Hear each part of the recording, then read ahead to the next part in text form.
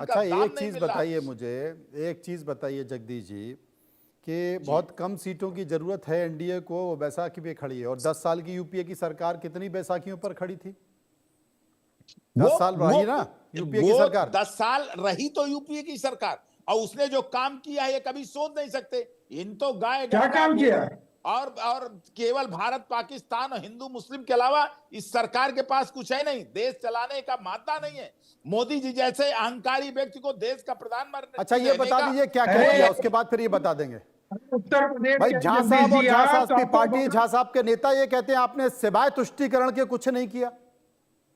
ऐसा है अरे इनको मनोज तो जी। गौरव करना उत- चाहिए कि इनके राज्य में आ- श्री राम राज्य जो 500 ये वर्षों बूझ से हमसे रहे, बिजली जरा से उनका मनोज जी इनको मंदिर बनाया बताइए गया, कि इन सबको प्रश्न तो मेरे शर्म लिए। आना चाहिए समाजवादी पार्टी के लोगों को कि ये यूपी में अनर्गल इतना प्रलाप भव्य करता है कर आदमी। दिया, इतना भव्य कर दिया कि इन्होंने सपनों में जिनको इन्होंने मारा था, जो कार सेवक को इन्होंने मारा था, उस कार सेवक का बलिदान से आज यूपी में राम मंदिर है। हम गौरव करते हैं, जय श्री राम करते हैं, और इन वही राम जी सबको ने भी करना तुमको चाहिए। अयोध्या में हरा दिया।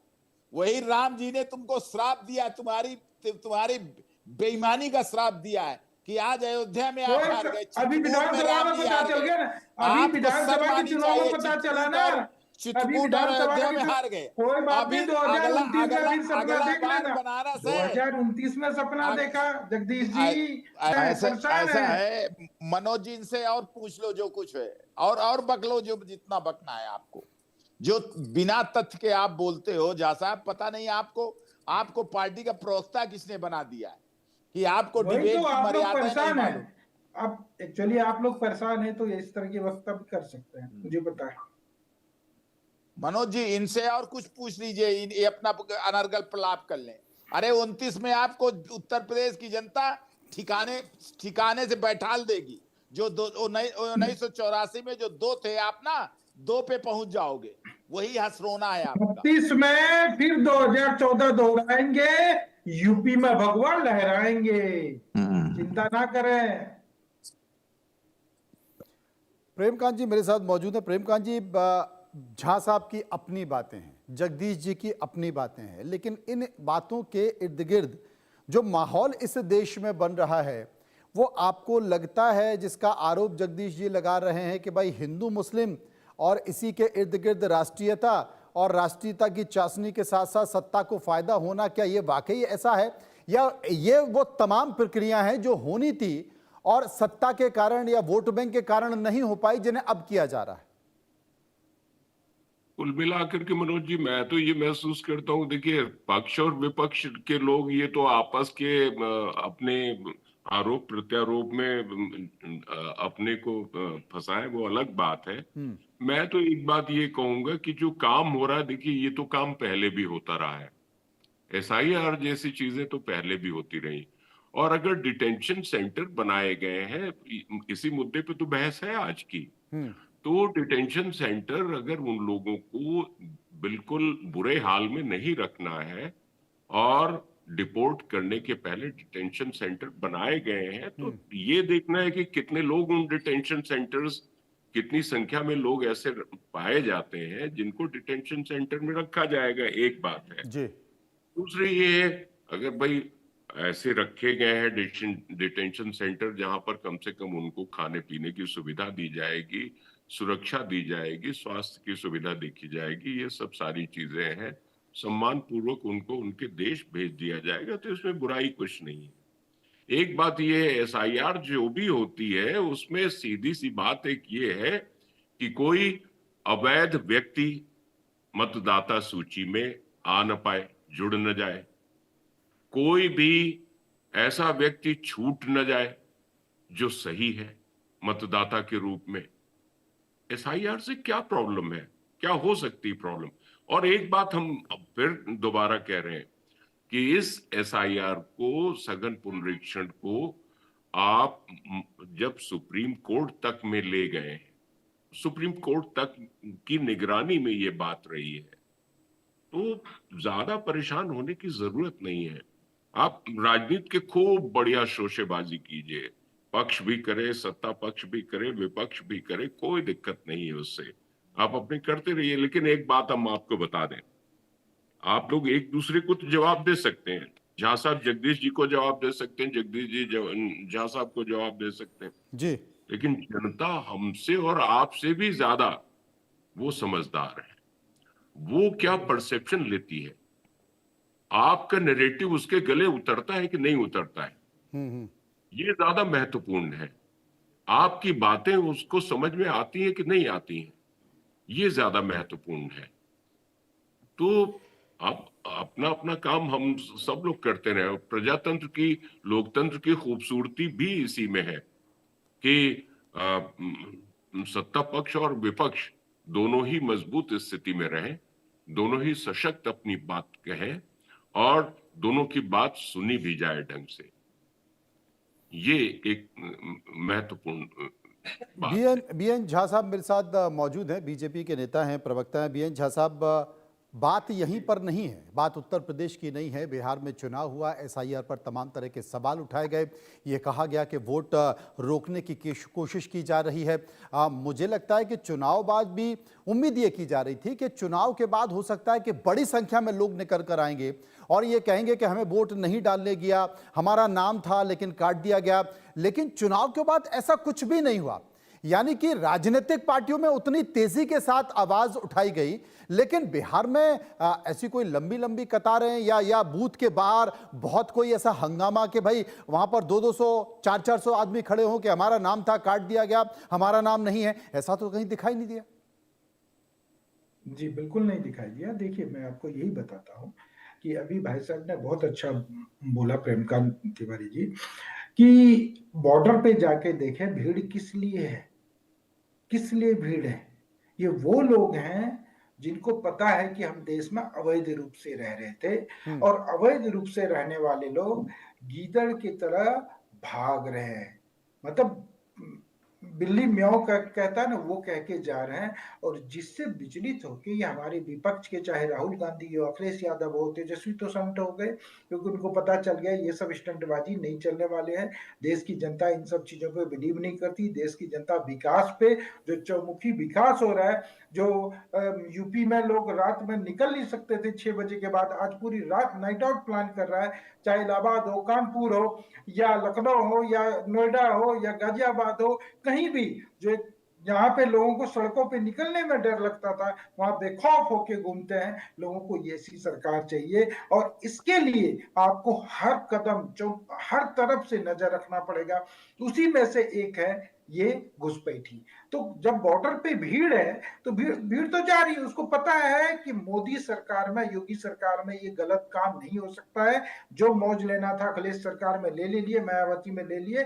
अब ये मोदी जी, योगी जी हमको देश में विदेशी घुसपैठी के तौर पे टिकने नहीं देंगे, अतः वो अपना अपना रास्ता निकाल रहे हैं। जगदीश जी, बिहार में ऐसी कोई आवाज नहीं आई, ऐसा कोई शोर सुनाई नहीं दिया, ऐसी कोई भीड़ दिखाई नहीं दी, लेकिन पश्चिम बंगाल में बॉर्डर पर भीड़ लगी हुई है, हजारों लोग खड़े हुए, लाखों लोग खड़े हुए। मैं आपको कारण बताए दे रहा हूं। यही कारण है मनोज जी कि ये जो भारतीय जनता पार्टी की सरकारें चिल्ला रही हैं, एसआईआर हो रहा है। एसआईआर मनोज जी चुनाव आयोग का कार्य है, मतदाता सूची के शुद्धिकरण का।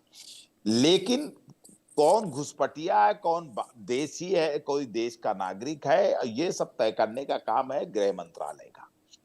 मैं कह रहा हूं कि इतना ये शिगुफा छोड़ रहे हैं डिटेंशन सेंटर, घुसपैठिया, इसी के डर से लोग, जिन लोगों का सही नाम भी कटा है, जिन लोगों का बेईमानी से इन्होंने नाम काटा, वो बेचारे डरे हुए हैं कि कहीं मुझे उठा करके विदेश न भेज दे, तो इसलिए बेचारे कोई आ नहीं रहे हैं।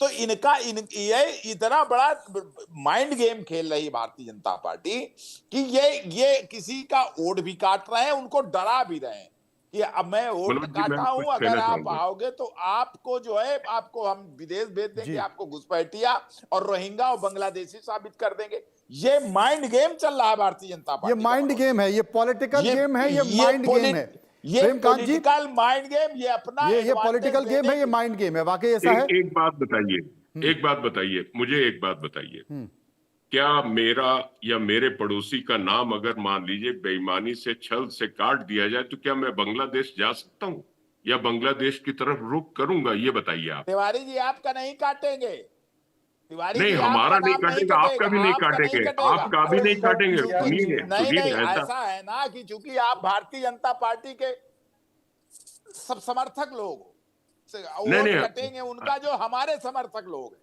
नहीं नहीं, ऐसा भी नहीं है। ऐसा अच्छा, जगदीश जी, हम आपको एक बात मतलब बताएं। बात यही अगर कोई कह दिया जगदीश जी, हम आपको एक वंदे बात बताएं। मातरम भारत माता की जय तो भारतीय जनता पार्टी के हो गए।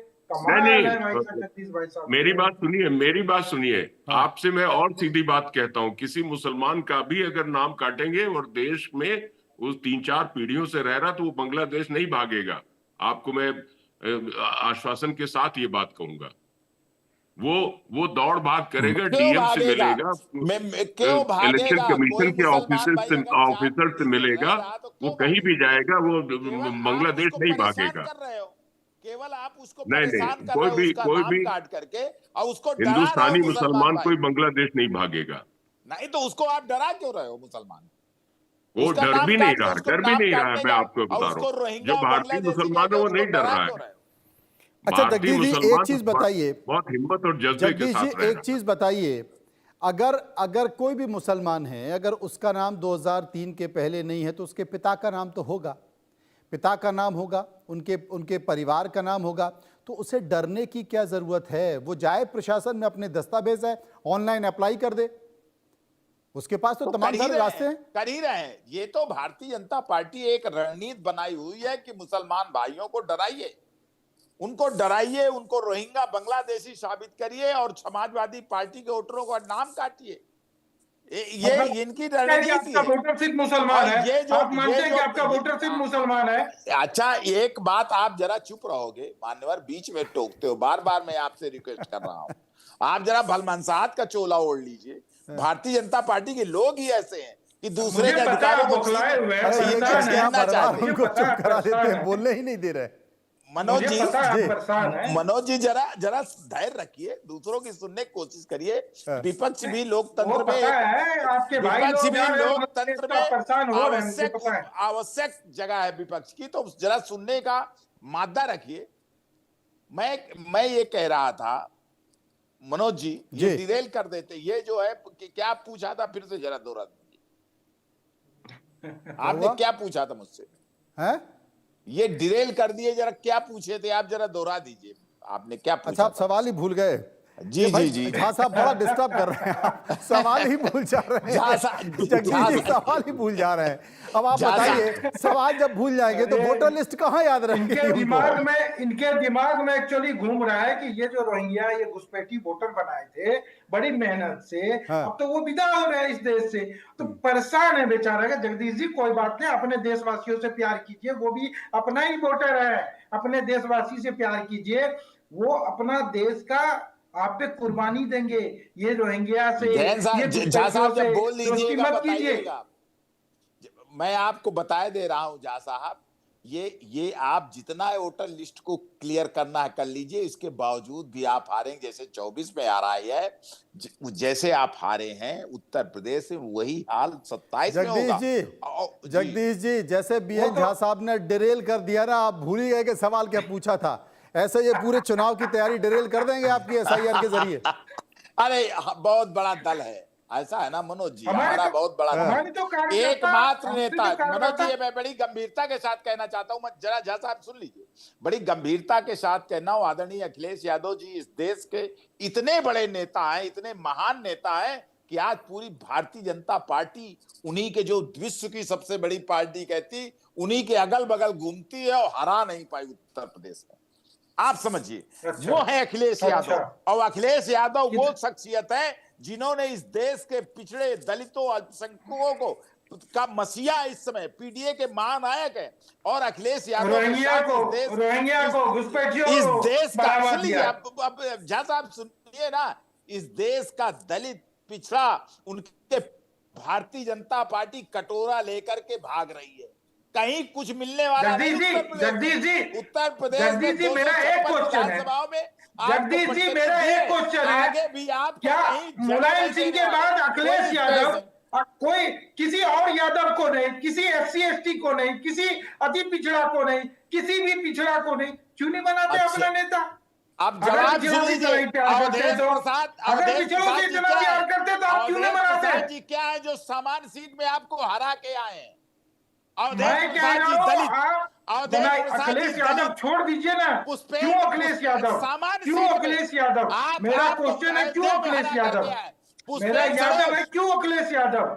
अरे अयोध्या क्या में श्री आप राम बात जी करते आपको हो? आशीर्वाद देंगे, चिंता मत समाजवादी कीजिए। पार्टी में समाज के सारे 2027 में सारी 2029 जात में धर्म के लोग शामिल राम हैं जी बढ़िया और से आशीर्वाद अखिलेश देंगे, यादव जी चिंता उनके ना नेता कीजिए। हैं।